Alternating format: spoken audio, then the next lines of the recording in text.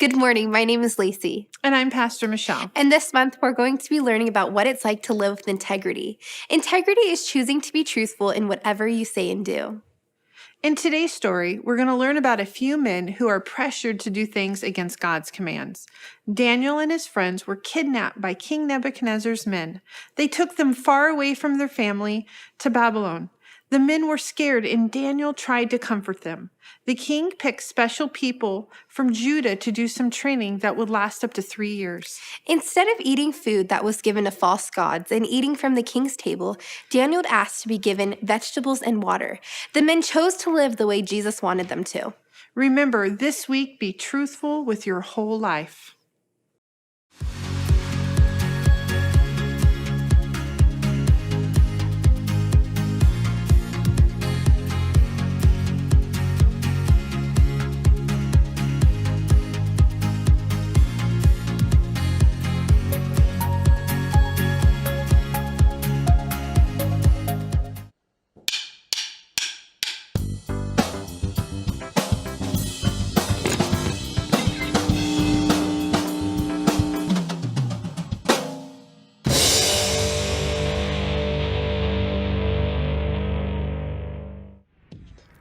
Are you always you? Let me try that again. Are you always the same you, no matter who you're with? It's tempting sometimes to wear two different faces in two different places. You're polite to your teacher, but you snap at your mom. Or you answer every question in small group, but you don't speak up when a kid at school is being bullied. Or you're always careful with screen time at home, but at a friend's house, you visit websites your parents haven't okayed. You tell yourself you're not lying. Not really. Not with your mouth. But your actions say that you're two different people. Instead, you can choose to be truthful in all you say and do. Treat everyone with respect, not just the people who can help you. Choose to always obey your parents, even if they're not around. And if you love building epic Lego creations at home, don't pretend at school you don't like Legos because it might not be cool. When you choose to be the you that God made you to be, no matter where you are, others can see God at work in you. That's why integrity is an amazing way to worship God with your life. Because worship is about more than just singing loud. It's all about living loud.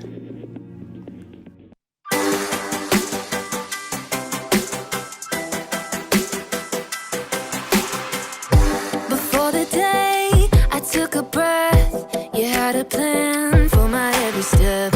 You promised to always be by my side. I believe that you are the way, you are the truth, you are the light. So I sing this to you. You keep your promises every day.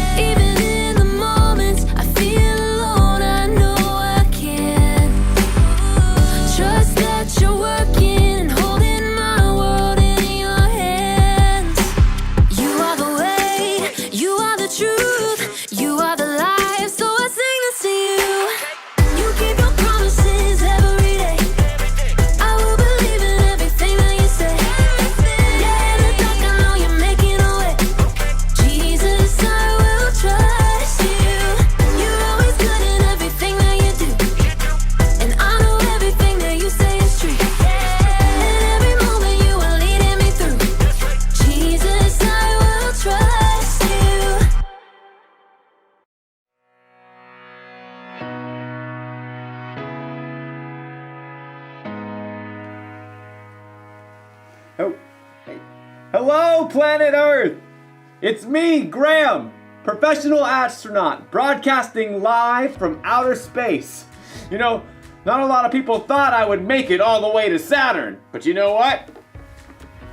They were right. It's just a costume. I'm still on Earth. I love to dress up and pretend to be other people. Don't you? I mean, I love to dress up in costumes and wear scary makeup or funny masks. It's out of this world. because I'm an astronaut.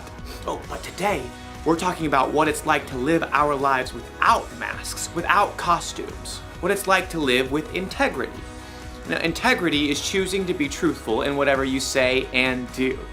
And it's harder than it sounds to live with integrity. There's so many reasons to pretend to be someone you're not. I mean, you may want people to think you're funny.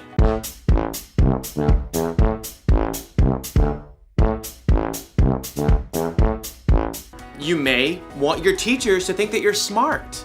E equals MC squared. The capital of Mongolia is Ulaanbaatar. A woodchuck can chuck 32 cords of wood.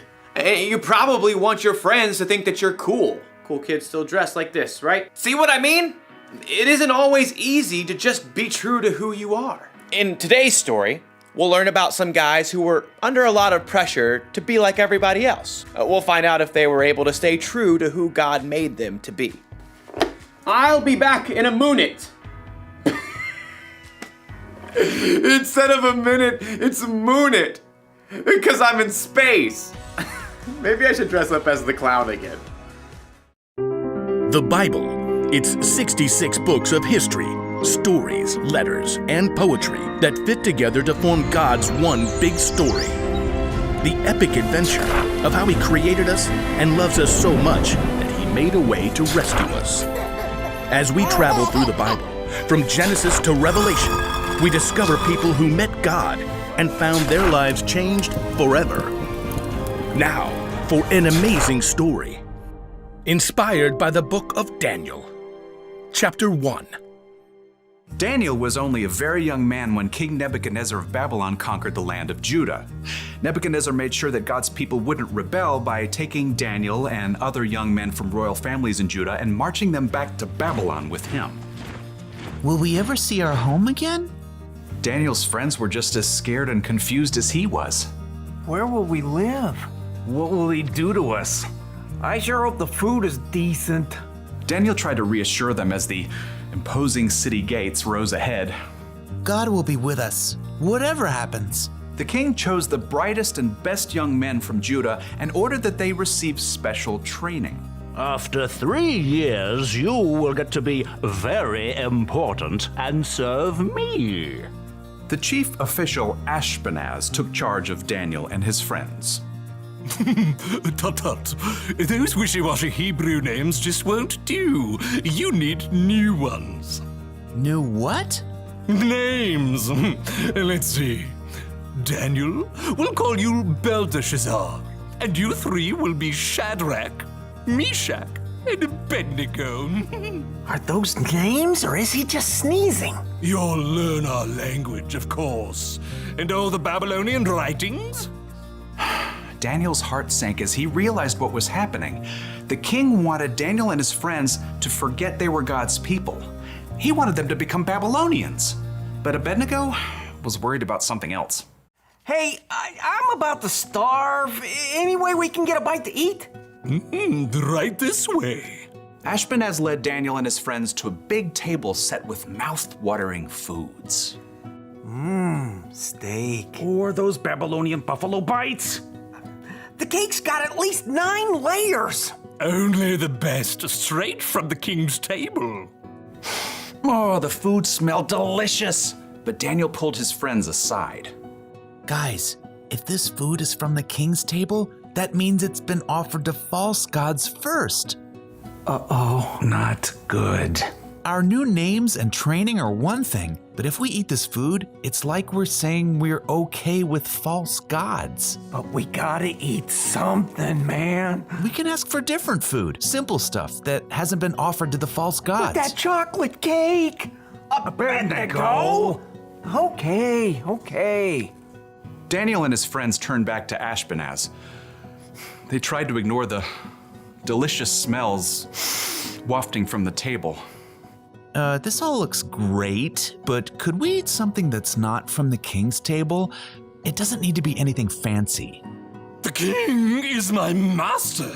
He's decided what you must eat and drink. What if you don't eat this and he sees you looking worse than the other young men? He might kill me.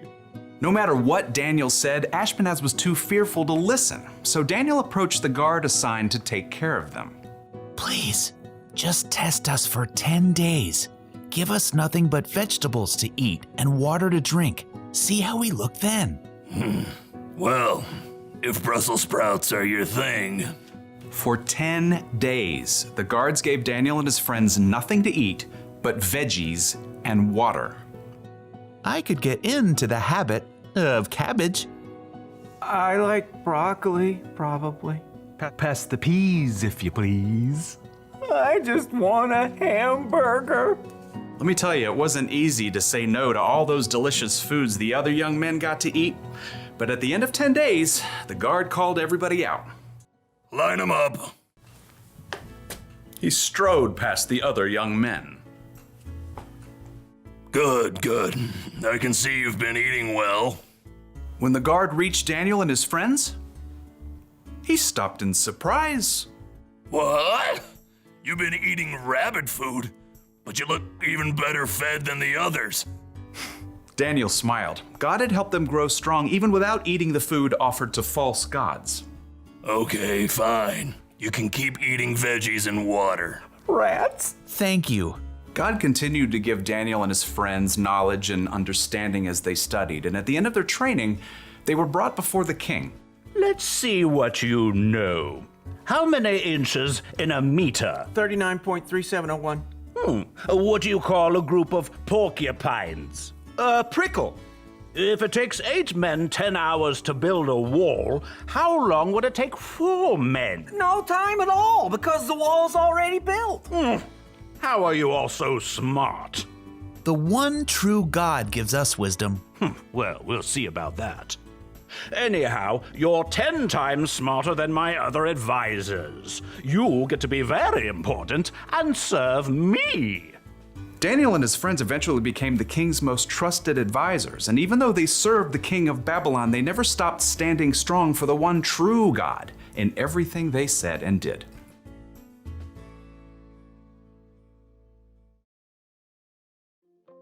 Okay, so Daniel and his friends were in a really bad situation. They were taken from their homes and they were forced to be some king's servant. But even then, they chose to be true to themselves. They chose to live the way God wanted them to live.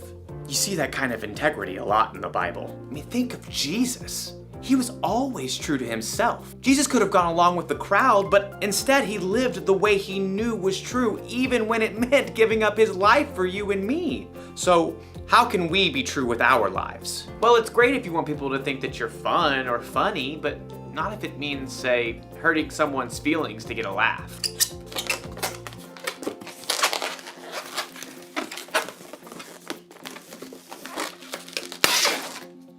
I have no idea how to make balloon animals. And being cool is cool, you know? But if you have to pretend to be something that you're not so people think that you're cool, that's not cool. Cool? What's another word for cool? So here's the one thing to remember today. Be truthful with your whole life. You can choose to be who God made you to be. I mean, to be honest and true in what you say and in what you do. Like I said before, it isn't always easy, so ask God for help. That's one small step for you and one giant leap for integrity.